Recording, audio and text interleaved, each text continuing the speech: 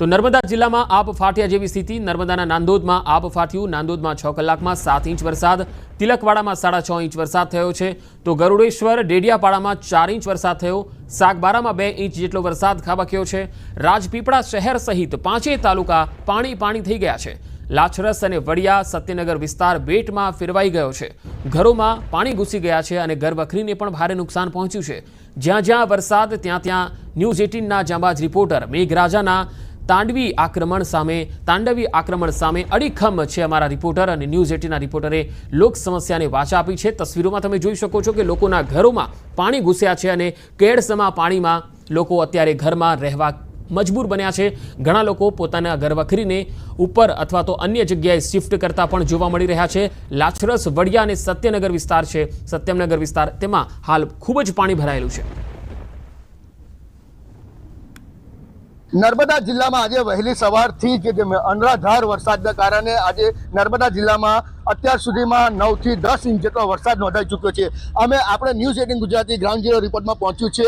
આજે સત્યમનગર સોસાયટી છે। સત્યમનગર સોસાયટીમાં તમને વાત કરીએ તો જે ઘરો સુધી પાણી હવે ઘૂસવાની તૈયારી છે। જે ખાસ વાત કરીએ તો લોકો હવે ઘરોમાં રહેવા મજબૂર બન્યા છે। કોઈ જગ્યાએ પણ કોઈ બી વસ્તુ લેવા કે પોતાની ચીજ વસ્તુ જે છે લેવા જવા માટે મજબૂર બન્યા છે, કારણ કે લેવા જવા માટે કોઈ રસ્તો જ બાકી નહીં રહ્યો। જ્યાં જુઓ ત્યાં પાણી નજરે પડી રહ્યું છે। વાત કરીએ તો નર્મદા જિલ્લાના 5 તાલુકામાં અવિરત વરસાદ વરસતા લોકો જે છે હેરાન પરેશાન થઈ ચૂક્યા છે। કેટલાક લોકો તો પોતાની જે બારીમાંથી પણ જોઈ રહ્યા છે। ખાસ તમને એક્સક્લુઝિવ દ્રશ્યો બતાવી રહ્યો છે કે પાણી થઈ જવાના કારણે લોકો ઘરોમાં પુરાવા માટે મજબૂર બન્યા છે। ખાસ વાત કરીએ તો જે તમને આ સત્યમનગર સોસાયટી છે, સત્યમનગર સોસાયટી બતાવવા જઈ રહ્યો છે। આ જે ઘૂંટણસમા જે પાણી છે, ઘૂંટણસમા પાણીમાં રહેવા લોકો હાલ મજબૂર બન્યા છે।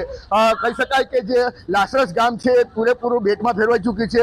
નર્મદા જિલ્લાના કેટલાક નદી નાળાઓ વહેણને કારણે તૂટી જવાના કારણે સંપર્ક વિહોણા બન્યા છે। એટલે હાલ કહી શકાય કે જે આજે જે સવારથી જ જે વરસાદ પડી રહ્યો છે અવિરત વરસાદને કારણે જનજીવન અસ્તવ્યસ્ત થઈ ચૂક્યું છે। દીપક પટેલ, ન્યૂઝ 18 ગુજરાતી, નર્મદા।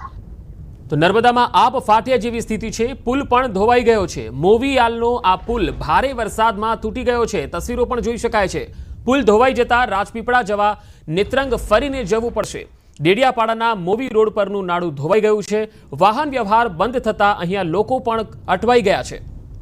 તસવીરોમાં જોઈ શકાય છે કે વાહન વ્યવહાર બંધ થતા અહીંયા વાહન ચાલકો અટવાઈ ગયા છે અને હવે તેમણે નેત્રંગ થઈને જવું પડશે। મોવીયાલનો આ પુલ ભારે વરસાદમાં તૂટી ગયો છે અને પાણીનું જબરજસ્ત વહેણ છે એ અહીંથી પસાર થઈ રહ્યું જોઈ શકાય છે। રાજપીપળા જવા હવે નેત્રંગ ફરીને લોકોએ જવું પડશે। ડેડિયાપાડાનો આ રસ્તો હવે ધોવાઈ ગયો છે અને તેના ઉપર પાણી ફરી વળ્યું છે। તો નર્મદામાં ભારે વરસાદને પગલે અનેક જગ્યાએ પાણી ભરાયા છે, ત્યારે કેટલાક રસ્તાઓ પણ ધોવાયા છે। આ પુલ ધોવાઈ ગયો છે તે તમે જોઈ શકો છો। મોવીયાલનો આ પુલ ભારે વરસાદમાં તૂટી ગયો છે। હવે રાજપીપળા જવા માટે નેત્રંગ ફરીને જવાનો વારો આવશે। ડેડિયાપાડાના મોવી રોડ પરનું આ નાળું ધોવાઈ ગયું છે અને તેના પરથી પાણીનો ધસમસતો પ્રવાહ પણ જઈ રહ્યો છે। વાહન વ્યવહાર બંધ થતા લોકો અટવાયા છે। નર્મદામાં અનેક વિસ્તારોમાં 4.5 થી 5 ઇંચ જેટલો વરસાદ થયો છે। નાંદોદમાં 7 ઇંચ જેટલો વરસાદ થયો છે અને તેના પગલે ઠેર ઠેર પાણી ભરાઈ ગયા છે। અનેક રસ્તાઓ જળમગ્ન બન્યા છે। વડિયા અને સત્યમનગર જેવા વિસ્તારો બેટમાં ફેરવાઈ ગયા છે। અનેક વિસ્તારો એવા છે જ્યાં લોકોના ઘરોમાં પણ પાણી ઘૂસ્યા છે। ડેડિયાપાડા અને નર્મદાના અનેક વિસ્તારો એવા છે કે જ્યાં ભારે વરસાદને કારણે જનજીવન અસ્તવ્યસ્ત બન્યું છે।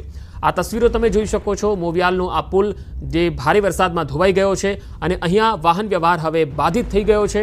લોકોને હવે નેત્રંગ થઈને રાજપીપળા જવાનો વારો આવ્યો છે। એટલે આ પુલ ધોવાયો છે, સાથે સાથે અનેક નીચાણવાળા વિસ્તારો છે એ જળબંબાકાર બની ગયા છે। દક્ષિણ ગુજરાતમાં હાલ મેઘરાજાની જબરજસ્ત બેટિંગ જોવા મળી રહી છે। દક્ષિણ ગુજરાતના ઘણા જિલ્લામાં ભારે વરસાદ છે। નર્મદામાં વહેલી સવારથી જ મુશળધાર વરસાદ છે અને સતત વરસાદને કારણે જનજીવન પર અસર જોવા મળી। વડિયા ગામની સત્યમનગર સોસાયટી ખાતે પાણી ભરાઈ ગયા છે। સોસાયટીના રહીશો પાણી ઘરમાં ન ઘૂસી જાય તેના માટે ચિંતા વ્યક્ત કરી રહ્યા છે। વડિયાથી કરાઠા જતો રસ્તો જે પાણીમાં ફેરવાઈ ગયો છે, તેના ઉપર પાણી જોવા મળી રહ્યું છે અને અહીંયા વાહન વ્યવહાર પણ બંધ છે। લોકો જીવના જોખમે પાણીમાંથી વાહનો લઈને અવરજવર કરવા મજબૂર બન્યા છે। હવે જો વરસાદ વધશે તો સત્યમનગર સોસાયટીમાં પાણી ભરાશે, તેને લઈને રહીશોમાં ચિંતા વ્યાપી ગઈ છે, કારણ કે અત્યારે જ કેડસમા પાણી આ વિસ્તારોમાં દેખાઈ રહ્યા છે। હજુ જો વરસાદ વધારે આવે તો વિસ્તારની સ્થિતિ ચિંતાજનક બની શકે। નર્મદા જિલ્લામાં આજે વહેલી સવારથી જ અનરાધાર વરસાદના કારણે આજે નર્મદા જિલ્લામાં અત્યાર સુધીમાં 9 થી 10 ઇંચ જેટલો વરસાદ નોંધાઈ ચૂક્યો છે. અમે આપણે ન્યૂઝ 18 ગુજરાતી ગ્રાઉન્ડ ઝીરો રિપોર્ટમાં પહોંચ્યું છે. આજે સત્યમનગર સોસાયટી છે. સત્યમનગર સોસાયટીમાં તમને વાત કરીએ તો જે ઘરો સુધી પાણી હવે ઘૂસવાની તૈયારી છે. જે ખાસ વાત કરીએ તો લોકો હવે ઘરોમાં રહેવા મજબૂર બન્યા છે. કોઈ જગ્યાએ પણ કોઈ બી વસ્તુ લેવા કે પોતાની ચીજ વસ્તુ જે છે લેવા જવા માટે મજબૂર બન્યા છે, કારણ કે લેવા જવા માટે કોઈ રસ્તો જ બાકી નહીં રહ્યો. જ્યાં જુઓ ત્યાં પાણી જ પાણી નજરે પડી રહ્યું છે. વાત કરીએ તો નર્મદા જિલ્લાના 5 તાલુકામાં અવિરત વરસાદ વરસતા લોકો જે છે હેરાન પરેશાન થઈ ચૂક્યા છે. કેટલાક લોકો તો પોતાની જે બારીમાંથી પણ જોઈ રહ્યા છે. ખાસ તમને એક્સક્લુઝિવ દ્રશ્ય બતાવી રહ્યો છે કે પાણી થઈ જવાના કારણે લોકો ઘરોમાં પુરાવા માટે મજબૂર બન્યા છે. ખાસ વાત કરીએ તો જે તમને આ સત્યમનગર સોસાયટી છે, સત્યમનગર સોસાયટી બતાવવા જઈ રહ્યો છે. આ જે ઘૂંટણસમાં જે પાણી છે, ઘૂંટણસમાં પાણીમાં રહેવા લોકો હાલ મજબૂર બન્યા છે. કહી શકાય કે જે લાસરસ ગામ છે એ પૂરેપૂરું બેટમાં ફેરવાઈ ચૂકી છે. નર્મદા જિલ્લાના કેટલાક નદી નાળાઓ વહેણને કારણે તૂટી જવાના કારણે સંપર્ક વિહોણા બન્યા છે. એટલે હાલ કહી શકાય કે જે આજે જે સવારથી જ જે વરસાદ પડી રહ્યો છે અવિરત વરસાદને કારણે જનજીવન અસ્તવ્યસ્ત થઈ ચૂક્યું છે. દીપક પટેલ, ન્યૂઝ 18 ગુજરાતી, નર્મદા. ભારે વરસાદ બાદ સુરતમાં પૂર જેવી સ્થિતિ છે. સતત વરસાદ અને સુરતમાં ઠેર ઠેર પાણી ભરાઈ ગયા. સુરતના જાહેર માર્ગો પર પાણી ભરાયા છે. સાણિયા હેમાદ ગામમાં ખાડીના પાણી ફરી વળ્યા છે. બે અલગ અલગ તસવીરમાં તમે જોઈ શકો છો કેવી સ્થિતિ છે. ગામમાં આખું મંદિર પાણીમાં ગરકાવ થઈ ગયેલું જોઈ શકાય છે. વધુ માહિતી મેળવીએ. સુરતથી સંવાદદાતા કીર્તિશ પટેલ જોડાયા છે. કીર્તિશ, આખું મંદિર પાણીમાં દેખાઈ રહ્યું છે. હાલ એ વિસ્તારની સ્થિતિ શું છે?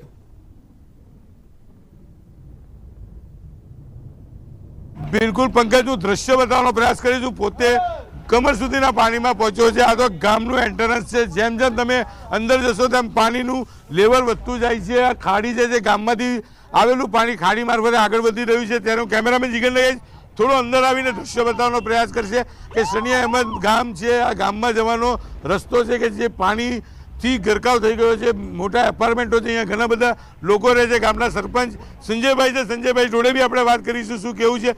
ત્યારે 2 બાળકો ડૂબી ગયાનો કોલ મળતાની સાથે ફાયર વિભાગની ટીમ પહોંચી છે રેસ્ક્યુ માટે. એક યુવકને બચાવી લેવામાં આવ્યો છે. જ્યારે એક યુવકને બચાવવા માટે જે સનિયા અહેમદ આવેલી ફાયરની ટીમ છે તે આ રસ્તે આગળ વધશે. આપણી જોડે સરપંચ, આપણે પહેલાં સરપંચ જોડે વાત કરીશું. માજી સરપંચ સંજયભાઈ, શું કહેશો? કારણ કેટલા વર્ષથી આ ત્રાસ? છેલ્લા 2019થી આ ત્રાસ છે. 2018નો અંદર તાપી શુદ્ધિકરણના પ્રોજેક્ટને લઈને વાલક ખાડીનું જે પાણી સીધું આ મીઠી ખાડીની અંદર છોડવામાં આવે. મીઠી ખાડી એટલે આખી કડોદરા થઈને જે સણિયા, હેમાદ, કુંભારિયા, સારોલી, પર્વત, પાટિયા, લિંબાયત થઈને ડાયરેક્ટ જે ખાડી દરિયાને મળે છે ત્યાં સુધી બંને બાજુ સાઈડે ખાડીની 7 થી 8 લોકોને પ્રભાવિત કરે છે. તાપી શુદ્ધિકરણનો જે પ્રોજેક્ટ આ લાઈન જો સણિયા નહીં છોડે અને આગળ છોડે તો આ જે અસર થાય છે એ ઘણી ઓછી થશે. અને જે અધિકારીઓ છે કોર્પોરેશનના ઓફિસની અંદર બેસી રહી છે પણ આવતા નથી. છેલ્લા 5 વર્ષથી રેલો એટલી બધી આવે છે જેનું કોઈ અડ જ નથી. એટલું બધું પાણી આવે 5-5, 6 દિવસ સુધી ઉતરતું નથી. સંજયભાઈ, કેટલા વર્ષથી આ પ્રશ્નની વાત ચાલે છે પણ નિકાલ નહીં થતો? છેલ્લા 5 વર્ષ થઈ ગયા જ્યારનો તાપીનો જે આખો પ્રોજેક્ટ નાખ્યો ત્યારથી.